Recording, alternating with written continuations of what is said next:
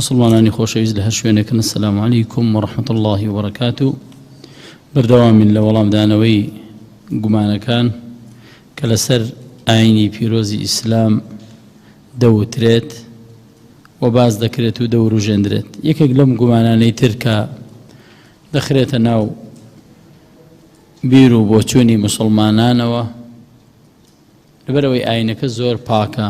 زۆر جوانە، ڕۆژ دوای ڕۆژ خەڵک مسلمان دەبێت، دائیم تەشویش دروست دەکرێت. یعنی تۆ هەر لە سەرەتا ئەوە بزانە لەوانەیە مەسەلەی شوبهات گومانەکان لەوانەیە تۆ بە دوو ڕۆوە وەری بگری. ڕوویەکیان ئەوەیە بڵێ باشە هەموو گومانە چی لە ناو ئاینی ئیسلامە هەیە. ئەمە هەڵەیەمە ئەم گومانانی کە لە ئاینی ئیسلامە هەیە موسوعەکە ئەوە نییە کە مسلمان ئەوەی دروست کرد بێت، بەڵکو ئاینەکە ئەوەندە پاکە، ئەوەندە بە خێرایی تەشەنەی کردووە و بڵاو بۆتەوە، خەڵک ئەوەی کە مسلمان دەبێت جارێکی تر هەڵناگەڕێتەوە، ئەوانش کەسیان بۆ پابەند نابێت بە دینەکەی خۆیانەوە، هیچ یەک لەم دیانەتانە. بۆیە بەردەوام گومانیان بۆ دروست دەکەن. دائیم دیعا ئێستامە ڕۆژگاری ئەمڕۆتی دەگەین، دائیم ها مەثەلەن کەسێک پرۆژەیەکی گەورەی هەیە، جا پرۆژەی تیجاری بێت، پرۆژەیەکی پەروەردەیی بێت، چی بێ، هەر شتێک شتێکی گەورەی هەبێت و جێدەستی دیار بێت، لەولاوە خەڵکانێک هەیە ناحەزە دەیەوێ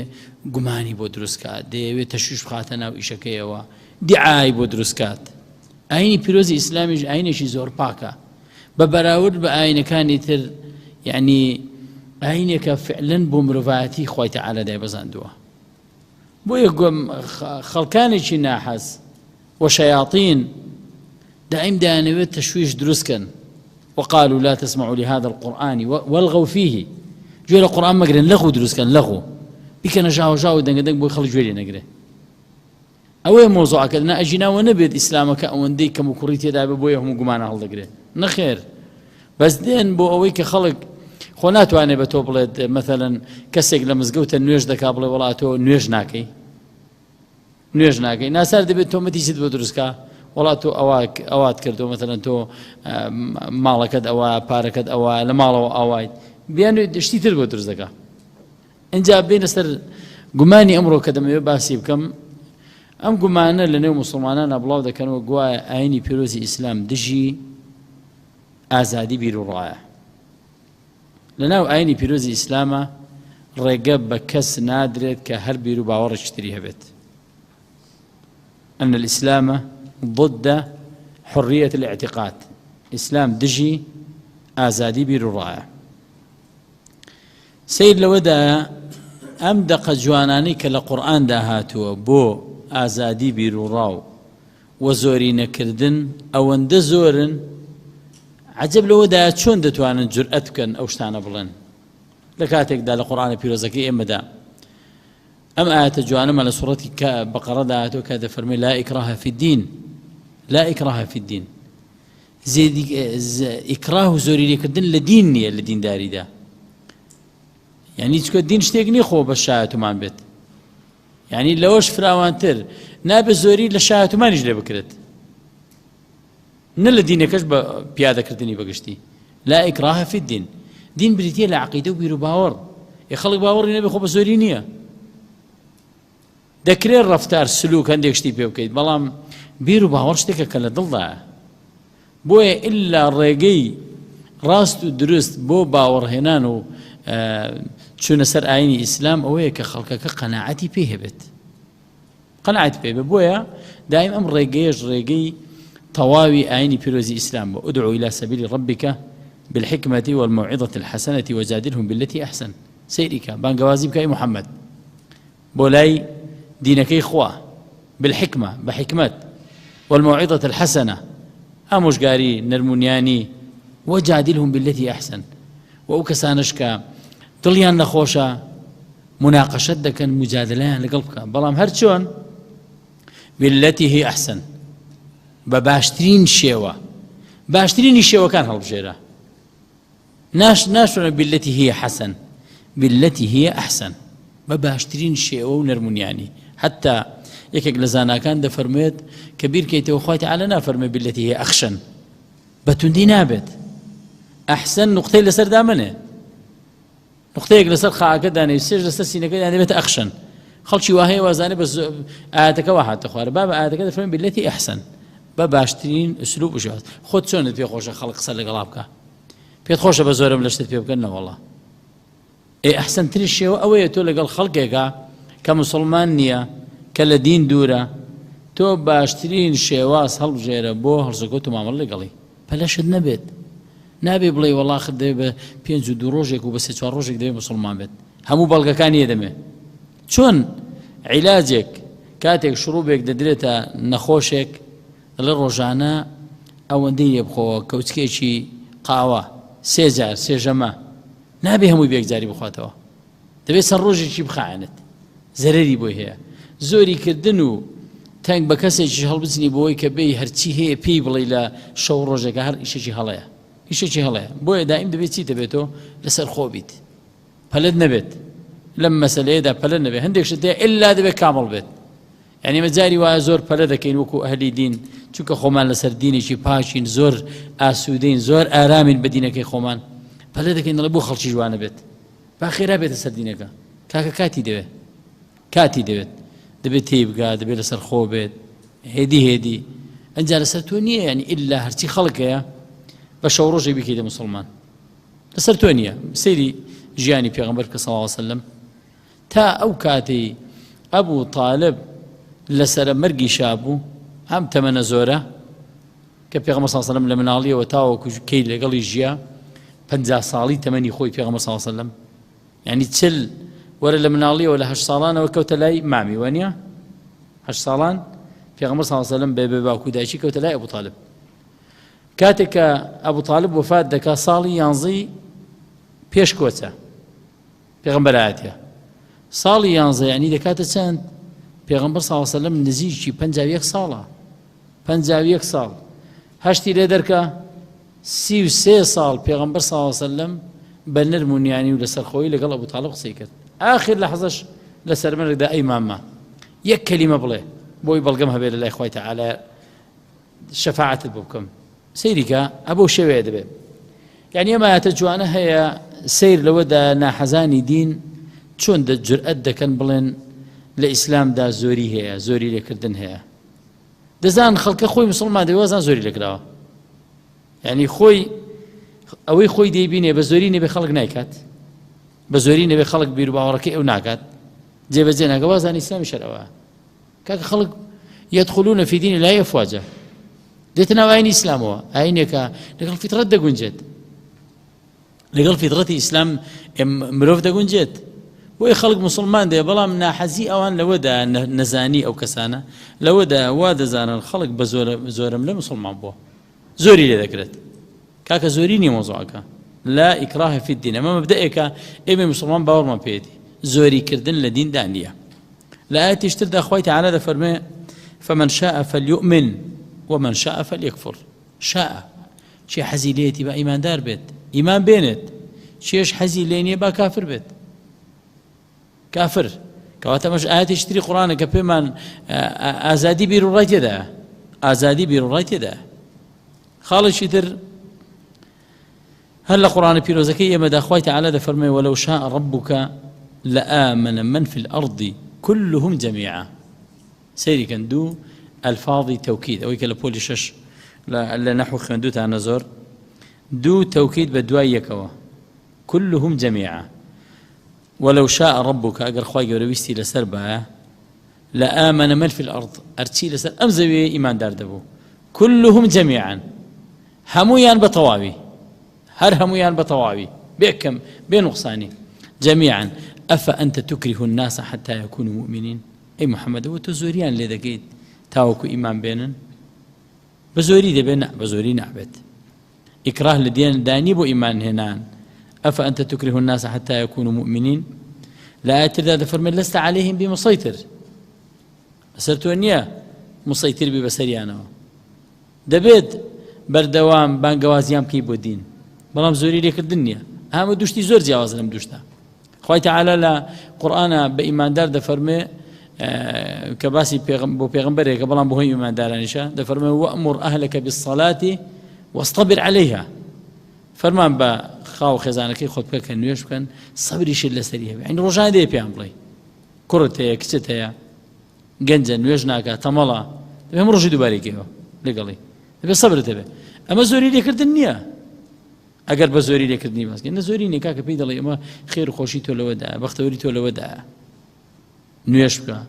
خوا بناسە لەسەر دین بڕۆ لە گوناه دوورکەوە چکە دوای بەدبەختی دنیا خۆت دەبی عەجیب لەوەدایە ئەوانەی کە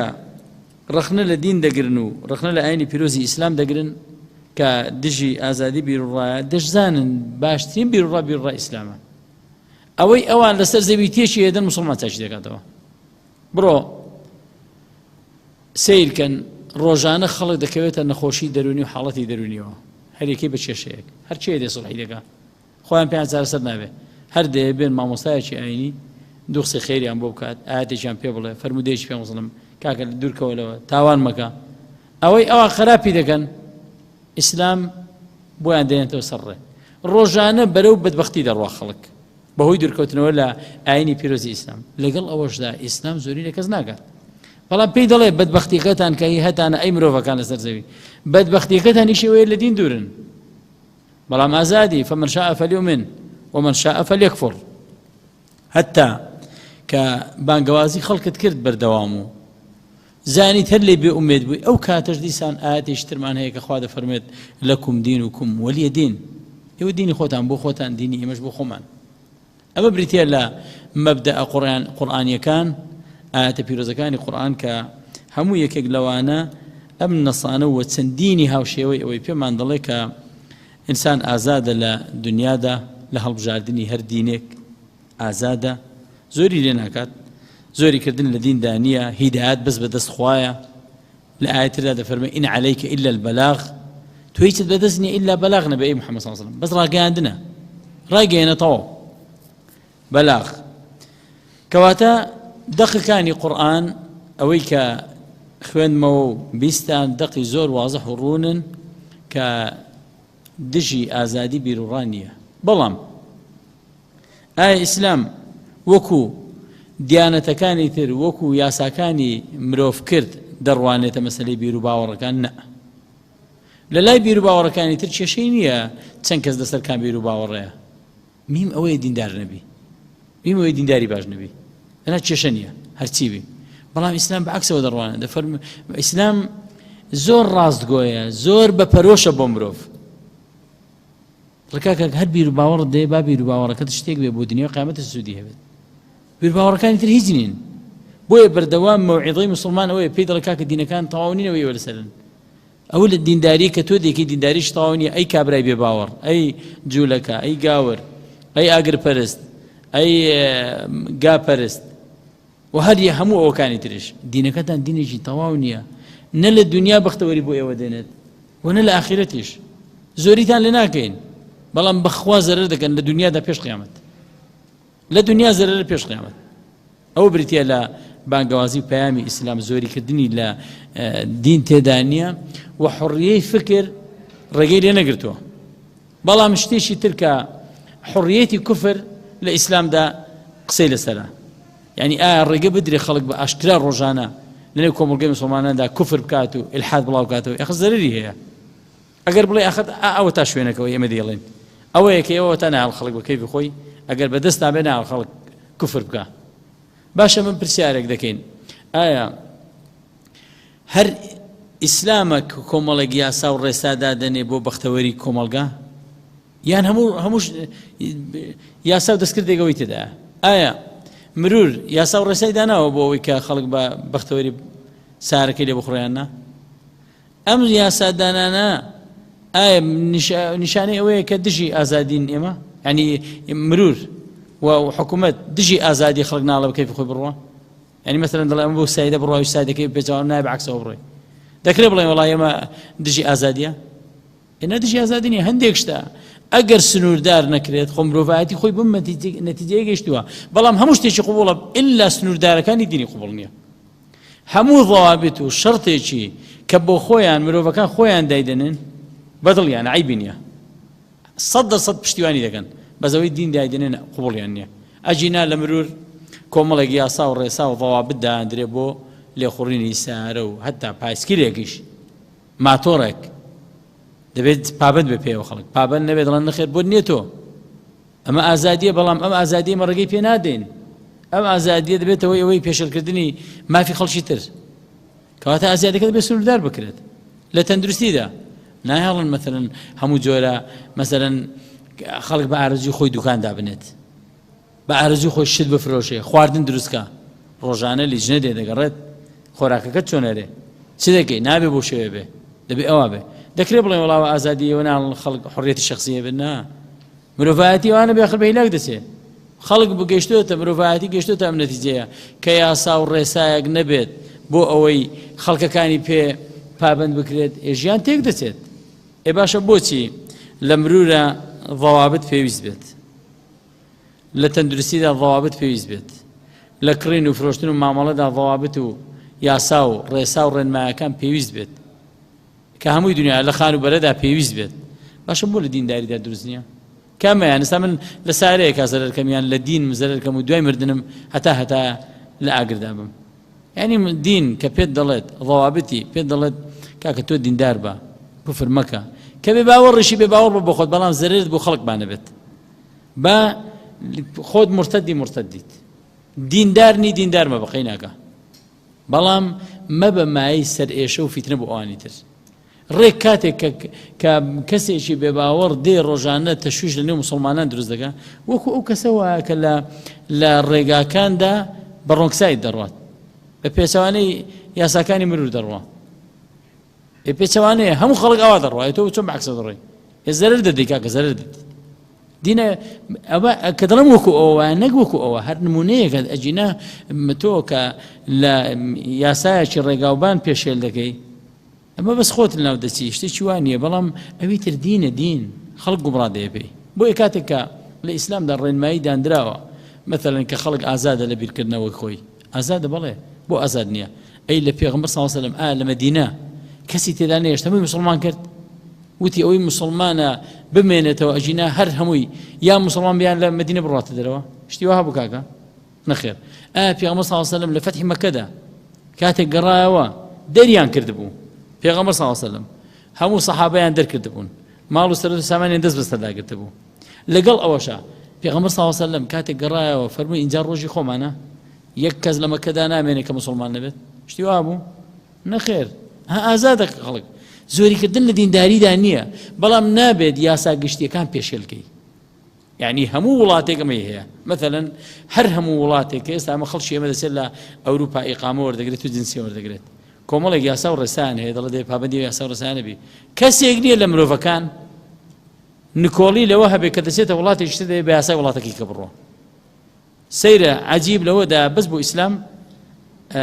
ڕەخنە دەگرن دەنا ئەوەی کە مولحیدە ئەوەی کە بێ باوەڕە کە دەچێتە وڵاتێکی تر بە یاسایەکی تر ژیان بەڕێ دەکات ناڵە وەڵای یاساکە بۆ وایە ڕەخنە لە ئیسلام دەگرێت مەسەلەن بۆ زەکات لە خەڵک وەردەگرێت بەس بۆ خۆی لە ئەوروپا 140 زەریبەیەدا یعنی لە ئیسلامە لە 100 دوونیوە لەوێ لە 140 جاری وا دەگاتە لە 160ش بە پێی ئیشەکە پێی ئاسایی دەبێت پابندیش بێت ڕەخنەش ناگرێت ڕەخنەشی لێ ناگرێت یعنی سیر ئەوەیە چۆن دەڵێ بە ئینسان بە چ پێوانەیەک شتی پێ کێشە هەر دەبێ بەوەژی خەڵکیش بکێشێ الذين إذا اكتالوا على الناس يستوفون وإذا كالوهم أو وزنوهم يخسرون نابێت دوو پێوانە تەبێت بۆ خۆت پێوانەیەکە دەبێت بۆ خەڵکیش پێوانەیەشتر بێت دەبێت یەک تەرازوو تەبێت ئێتۆ بۆچی بۆ هەموو یاسا دەستکردەکانی دنیا بۆ هەموو وڵاتێک بەڕەوای دەزانی کە یاسا و ڕێسای خۆی هەبێ بۆ ژیان دەبێ ئەو خەڵکەی لەوێ دەژێ پابند بێ کەسیش ناڵێ وەڵام ئەم وڵاتە دژی ئازادی بیرڕایە دەڵێ نەخێر با بەمە تایبەتمەندی خۆیەتی تایبەتمەندی وڵاتەکە خۆیەتی بۆچی ئەگەر وانە بێت تێگەچێت مەثەلەن ئێستا ئێمە لێرە سارەکانمان ئەوا دەڕوا سەیاغ لە ناوەڕاستە لە وڵاتانی تر هەندێک وڵاتەیە لە ئەوروپا و لەوانە سەیاغ لە لای سەکنە وانە بۆ شەوێ دەڕوا کەسیش ناتوانێت بڵێ وەڵام بۆم وڵات سوود دەزانین یەکێک لەو دوانە دەبێ هەڵەبێت یەکێک لەو دوانە دەبێ هەڵەبێت بەس کەس ناتوانێت بڵێ وێ یاسا دەبێت پابەندی بی باشە بۆچی پابەندبوون بە یاسا و ڕێسا دەستکردەکانی مرۆڤەکان شتێکی باشە و کەسیش ناڵێ پێشێلکردنی ئازادی بیر و ڕاو ئازادی تاکە کەسیە، بەڵام کە بۆ دین بێت کە بەختەوەری دنیاکەتی تدایە پێش قیامەتێت کاتێک پێت دەڵێ کاکە کافر مەبە، زەرری بۆ خۆتەیە، کاکە تەشویش دروست مەکە، گومان بۆ نێو موسڵمانان دروست مەکە، زەرری بۆ خۆت بۆ کۆمەلگا هەیە. بۆچی دەبێت شتێکی زۆر گەورەیە؟ بۆ دەبێت والێک بدرێتەوە؟ وەخەر مسلمان دەیەوێت چی بۆ خۆی پێخۆشە ئەوشی بۆ غێری خۆی پێخۆشە، بۆیە داوا دەکە کاکە لەسەر دینی خراپ مەبە و شتێک مەکە کە زەرری بۆ دەور و بەرەکەتە بێت. بەڵام ئەوان چۆن لێکێدنەوە؟ دەڵێن ئیسلام دژی ئازادی بیر و ڕایە. لە کاتێکە هیچ لەم ڕۆژگارانەدا ئەوانەی کە ئیدعای عەلمانیەت دەکەن و ئەوانەی ئیدعای دەوڵەتی مەدەنی و دیموکراتیەت دەکەن، هیچ یەکێک لەوانە لەم سەرزەویەدا نەمان بینیوە ئازادی بیر و ڕایە بۆ خۆشیان سنوورداریان نەکردێت. سنوورداریان کردەوە. ڕێگایدەن مسلمانێک مەثەڵەن کە باسی ئازادی بیر و ڕا دەکەن، ڕێگایدەن مسلمانێک بە ئازادی خۆی ئەوەی دین و توێتی جێبەجێکانە بە ئیسلامیش دەڵێت دژی ئازادی بیر و ڕایە. ئێدە ڕێگە بدە بە مسلمان بۆ چۆن خۆی دەژی بابژی. 1001 تۆمەتی بۆ دروست دەکەن. جا لە وڵاتەکانی غەرب ئێستا لە وڵاتێکی وەکو وڵاتەکانی ئەوروپادا ئێمە دەزانین ڕیبا بۆ مسلمان دروست نییە. ئێدە با لێگەڕن مسلمان پابەندەوێ پێوە. ڕێگایدەن ئێگە ئازادی بیر و ڕایە لەگەڵ دینەکەی من نادەوە. مسلمان ناچاریان دەبێت بەجێهێڵێ یان دەبێت کەسابەتێکی وا سیر هەڵبژێرێکە تووشی ڕیبا نەبێت، بەڵام ڕێگە نادەن. کەوەی باسی ئازادی بیر و ڕا دەکات تەماشا دەکەی سەرکردەی هەمووانیان شوێنێکی وەکو ئەمریکا و وڵاتانی ئەوروپی چەندین بەندیان لە بینی خۆیاندا بەیاننامەیان هەیە بەس بۆ پارێزگاریکردنی بەرژەوەندیەکانی خۆیان. مەسەڵەن ئەوەندە کۆ 5 و نازام کۆیەک و 3 کۆیەک و 5 کۆ چازام چەند و ڕۆژانە کۆڕبەندیان هەیە و کۆ دەبنەوە لەسەر زامنکردنی بەرژەوەندیەکانی خۆیان و نەبێ بۆ مافی مرۆڤ بێت. دەیکا بەڵام نابێت. مەسەڵەن بۆ تۆ هەیە بۆ ئێمە هەیە مەسەڵەن سلاحی گەورە و زلهێز و نەوەیمان هەیە، بەڵام بۆ ئێوە نییە، بۆ تۆ نییە. باشە تۆ واز لە وڵاتەکان بێنە. ئێگە ئازادی بۆچی بۆ دەبێت بۆ تۆی بۆ نەبێت؟ وانی آخر ئەگەر ئازادیە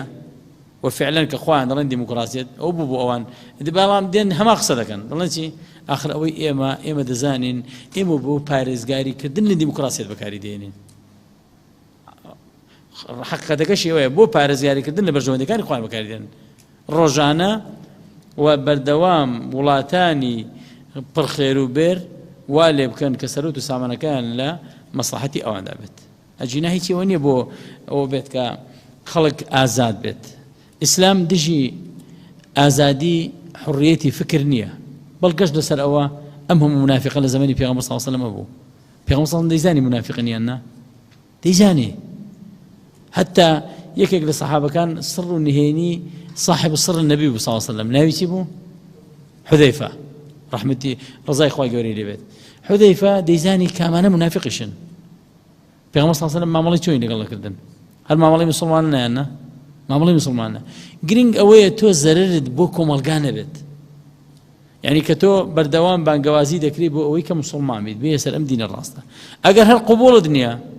ئیسلام زۆری لێ ناکا بە زۆری ئیلا مسلمان بیت، زۆری لێ ناکا، بەڵام با زەررت بۆ گشتی کۆمەلگا نەبێت. ئەگەر ئەم خاڵش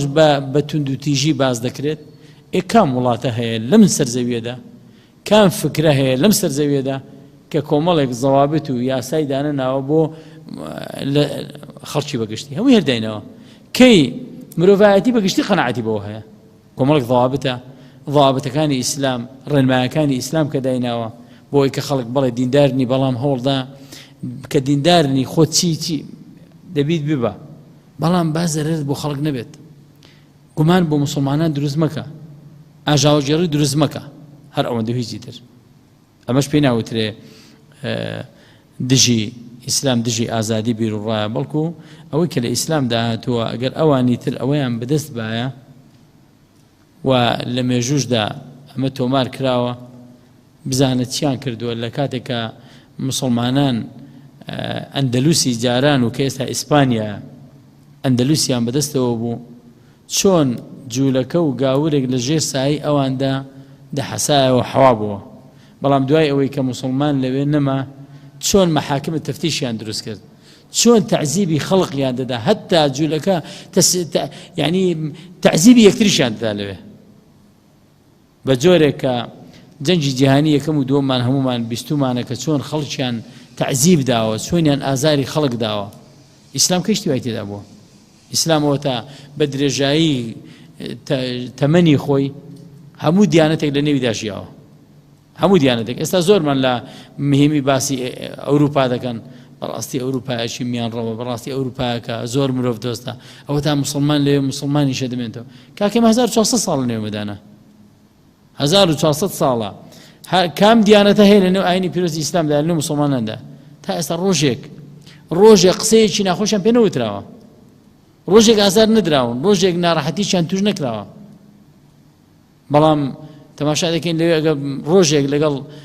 ڕێگە بدەن مزگەوتێک دروست بکرێت لەوێ بەڵێ وەڵڵاهی ها چاو لێ ئەوان چەند باشن ئێکاکەوان باشن ئەی بە ئارەزوی خۆیان لە نێو مسلمانانیشدا فاحیشە دەکرێت و خراپە دەکرێت مسلمان ڕێگەی لە کەس گرتووە بەس پێی دەڵێ کارێکی خراپە تاوانە هەڵەیە دیکەوە ئەوە تام هەموو مەعابدە ماون لە کەنیسا لە هەر پەرستگایەکی تر لەناو ئاینی پیرۆزە ئیسلامە ماوە ئەگەر ئیسلام دژی ئازادی بیر و ڕابایە و زۆری لە خەڵکی کردبایە دەبووە نەیەشتوانە منافقە بێت پێغەمبەر صلی الله علیه وسلم وەنە جوولەکە لە مەدینەدا بمێنن وەنە لە مەکەدا لە فەتحی مەکەدا کەس بمێنێت و لەم 1400 ساڵەدا پاکتاوێکی ڕەگەزی تەواو کرا بەڵام بەعکسەوە لە ژێر سایەی ئیسلامدا دیانەتەکانی تریش هەمویان حەواونەوە زۆر بەڵام دایم ڕخنە چۆن دەگرن چکە یخوان بیر باوەڕەکەیان هیچ نییە خەڵک زۆریش لە خەڵک نابێتە دینەکەی ئەوان هەڵابژێرێ بۆیە ناسا باشتریش بەنسبەت ئەوان ئەوەیە کە ئەم تۆمەتە و گومانە بدەنە پاڵ ئیسلام وەڵای ئیسلام دژی ئازادی بیر و ڕایە ئیسلام دژی ئازادی بیر و ڕا نییە لەوەی کە خەڵک ئازادە چ دینێک هەڵبژێرێ بەڵام بەڵێ ئایا پێخۆشە خەڵک بێدین بێ نە ئایا مسلمان پێخۆشە خەڵک لەسەر هەر دینێک بێت و ملحید بێت ناوەڵا پێخۆش نییە بۆ ئایا زەرەر لە دین لە من دەدا کە ملحیدە نەوەڵا بەس پەرۆشی خۆمانە ئێمە پەرۆشی ئەومانە خەڵکی وایە دەڵێت خوا لێیان گەڕێ بە جەهەنەم بەوانە پڕ بێتەوە وەڵام مسلمانەوە بیر ناکاتەوە بڵێت خوا بە جەهەنەم پڕ بێتەوە خێرا بۆ کافرانە بە مسلمان نەبن نا مسلمان بە پەرۆشە دەیەوێت لەو پڕی دنیا بۆ ئەو پڕی دنیا لە شوێنێک کەسێک کە بێ بەشک خوا هیدایەتیدا ئیسلام ئەومان فێر دەکات لئن يهدي الله بك رجلا واحدا خير لك من الدنيا وما فيها یەک کەس لە ڕێگەی تۆ هیدایەت وەربگرێت خێرترە لە دنیا و لەوەی هیدایەتی ها چ مرۆڤ دۆستێکام ئاینێ ئێمە هیدایەت وەرگرێ بۆ خۆی چونکە دەزانی بەختەوەر دەبێت دەزانی لە خۆشیدا دەژی لێرە بەدووە ئەوی دی بەڕاستی ژیان نییە ئەوەی کە بێ باوەڕهەیەتی بەڵام خۆی وا دەردەبڕێت کە ژیانی خۆشە